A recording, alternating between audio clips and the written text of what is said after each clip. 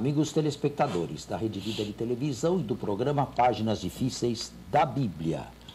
Regina Ailton, onde nós paramos na próxima... Terminamos o capítulo 26. Terminamos o 26. Eu estava fazendo uma consideração... Com as negações de Pedro. Com as negações de Pedro.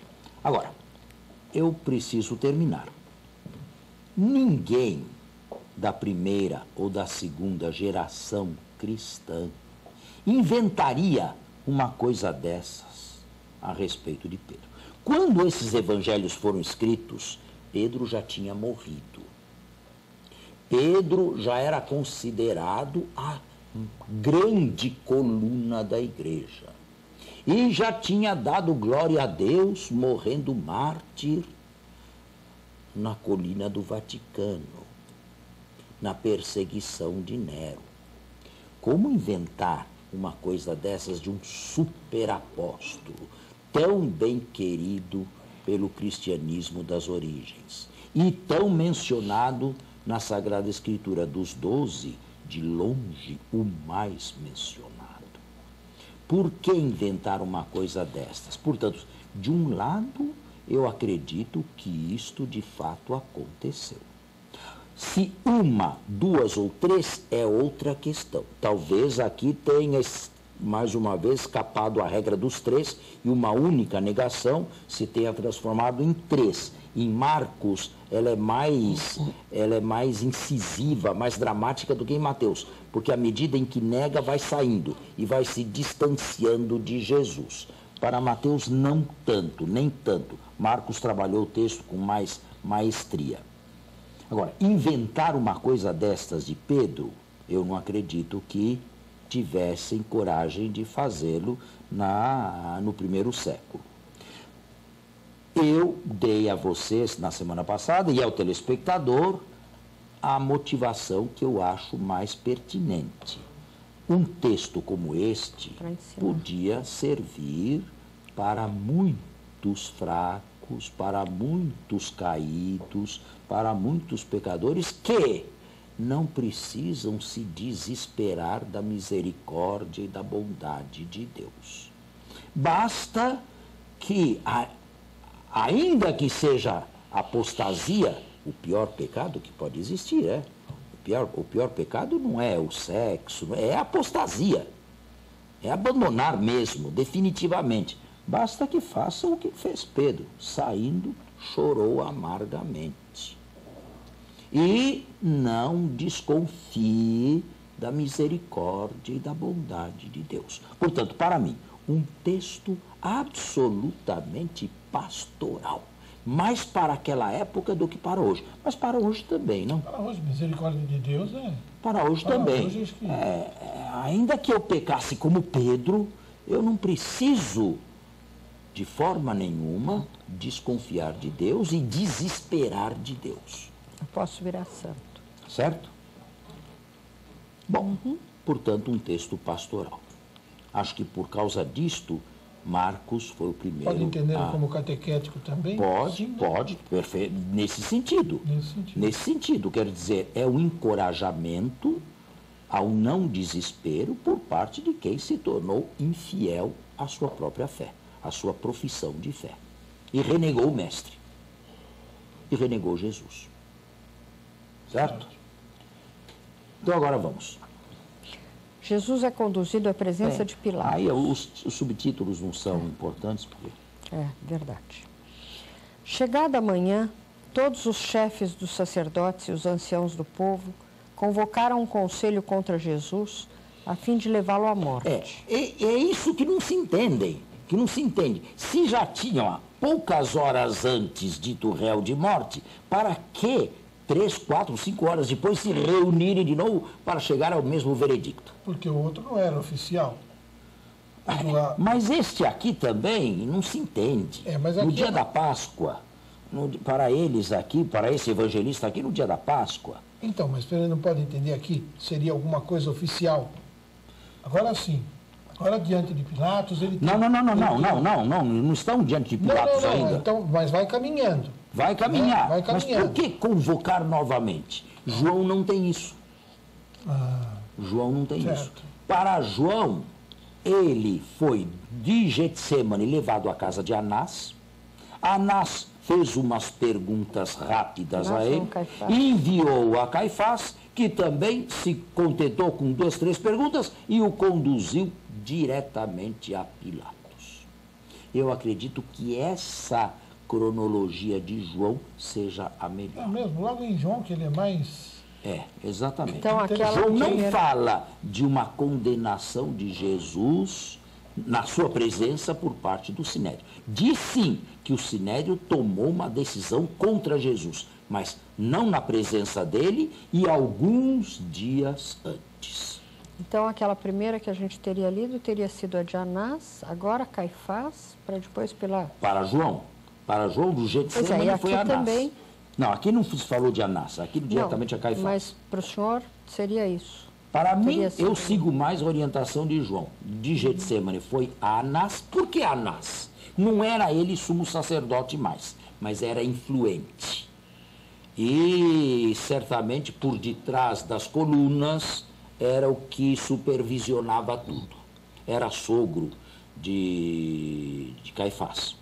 Caifás era seu genro. Eram da mesma família.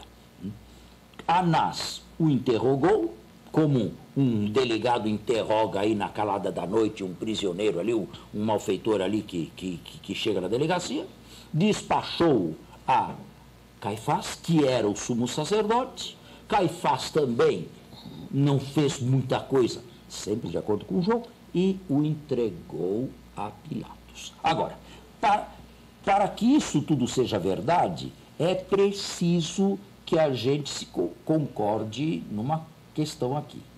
Entre Caifás e Pilatos devia reinar um certo acordo com relação a Jesus. A tendência dos evangelhos é desculpar o mais possível o governador romano. A tendência do evangelho? Por quê? Em Marcos, o primeiro evangelho, Pilatos, sem muitos escrúpulos, condena Jesus à morte.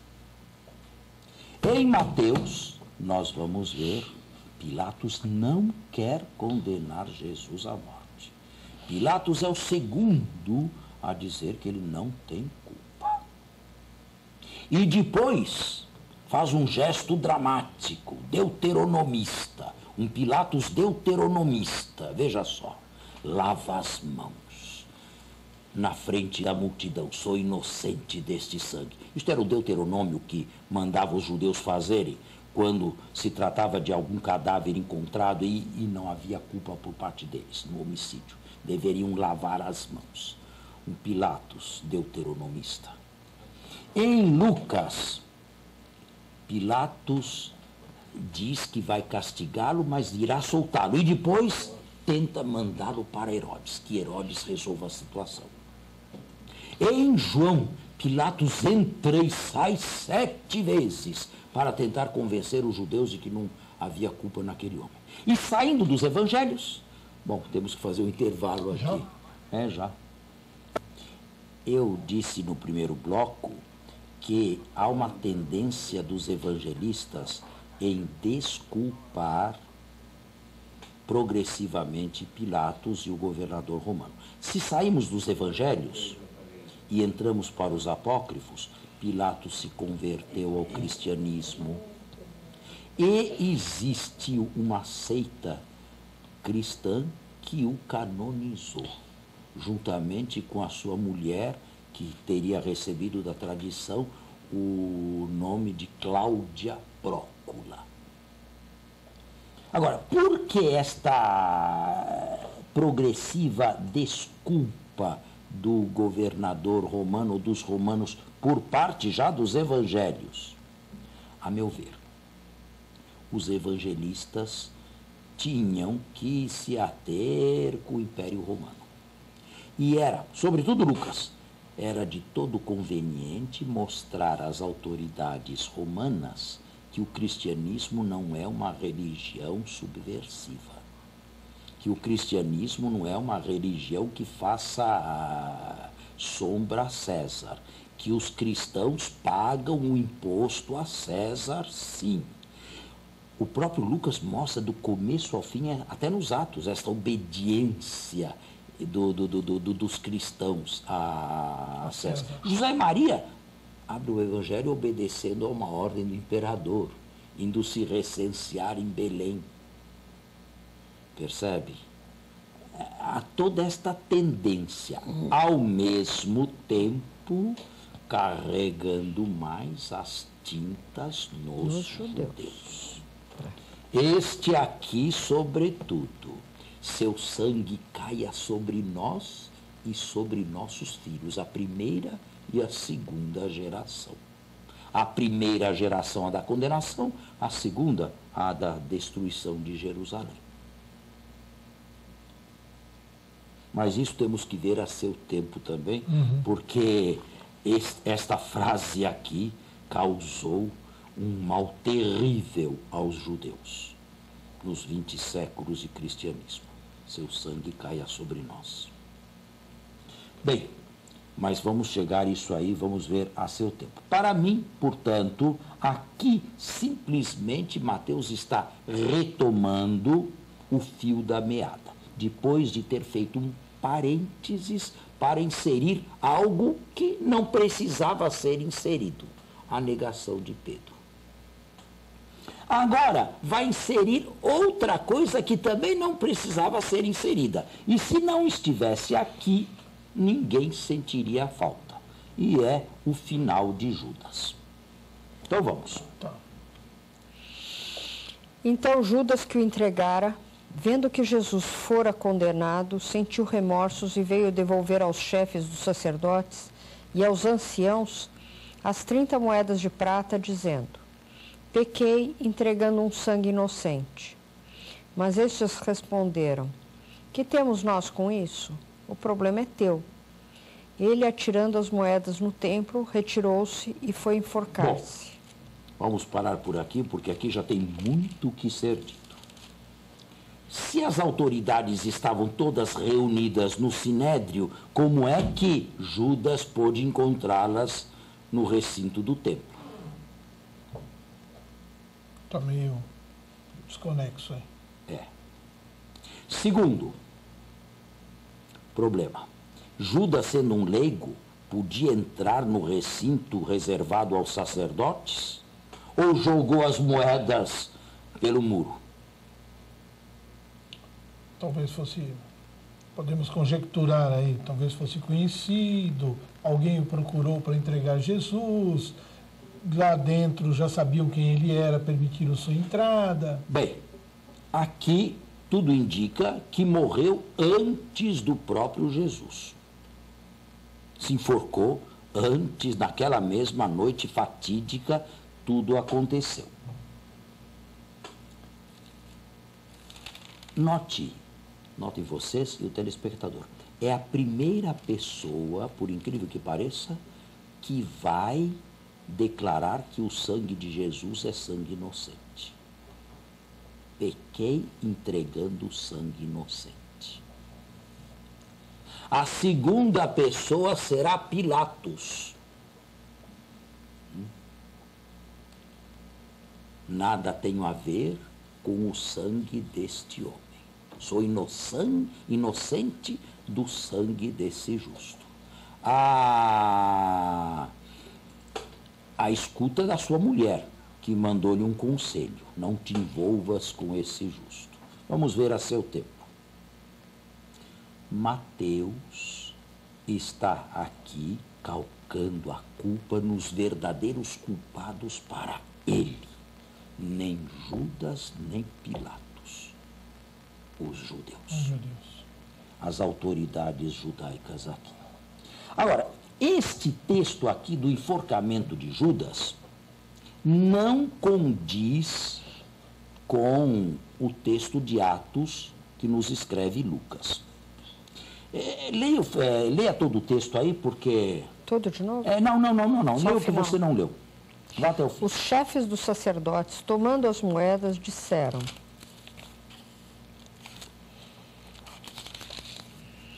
Não é lícito depositá-las no tesouro do templo, porque se trata de preço de E sangue. para Mateus, isso aqui é uma ironia, hein? Eles não têm escrúpulos nenhum em condenar o sangue inocente, mas agora têm escrúpulos diante de 30 moedas, que não podem ser colocadas num cofre qualquer, porque é preço de sangue. Coaram, estão coando a mosca, depois de ter engolido o camelo. Certo. Assim, depois de deliberarem em conselho, compraram com elas o campo do oleiro para o sepultamento dos estrangeiros. Eis porque até hoje aquele campo se chama Campo de Sangue. Com isso se cumpriu o oráculo do profeta Jeremias, e tomaram as 30 moedas de prata, o preço do precioso, daquele que os filhos de Israel avaliaram, e deram-nas pelo campo do oleiro, conforme o Senhor me ordenara. Bem, se você lê Atos 1, 18 e seguintes, em comum entre Mateus e Lucas só tem o campo de sangue. Só. Mas aqui, este campo de sangue teria sido comprado pelos sacerdotes depois do enforcamento de Judas para se tornar cemitério de estrangeiros. Acéldama. Em Lucas se diz que Judas comprou um terreno com o preço da entrega de Jesus e naquele terreno sofreu um acidente. Caiu de frente para o chão e partiu-se em dois, o que não é fácil de se entender, né? Como é que uma pessoa cai de frente e se parte em dois? Só se cair em cima de uma lâmina. Exatamente. É. E continua Lucas, aquele terreno recebeu um mau cheiro insuportável e até hoje se chama Campo de Sangue, Acéldama. São dois textos que não se batem. Para Mateus, o campo se chama Campo de Sangue porque foi comprado com o preço do sangue de Jesus. Para Lucas, Atos, o texto, o campo se chama Campo de Sangue porque lá Judas derramou seu sangue, caindo para frente e partindo-se em dois. E o fato se tornou conhecido de todos os habitantes de Jerusalém. Então, para Lucas, ele não se enforcou? Não. Lucas, Atos. Bom, e para Mateus tudo indica que se enforcou naquela mesma noite. Para Lucas, o acidente deve ter acontecido algum tempo depois. Deve ter havido algum tempo para que Judas comprasse um terreno, fosse examinar o terreno e sofresse um acidente dentro daquele terreno. Portanto, entre os dois textos aqui, canônicos, só há em comum o campo de sangue, que Mateus interpreta como o sangue de Jesus e Lucas interpreta como o sangue de Judas maldito. Temos que fazer já o intervalo? Sim. Ah, bem, estou. Então, temos que encerrar hoje aqui, não é? E mais uma vez encerrar voltar o mês para também, né? a próxima semana. Muito obrigado. Bom final de semana a todos e até a próxima sexta-feira, se Deus quiser. Um bom domingo. Até a próxima sexta.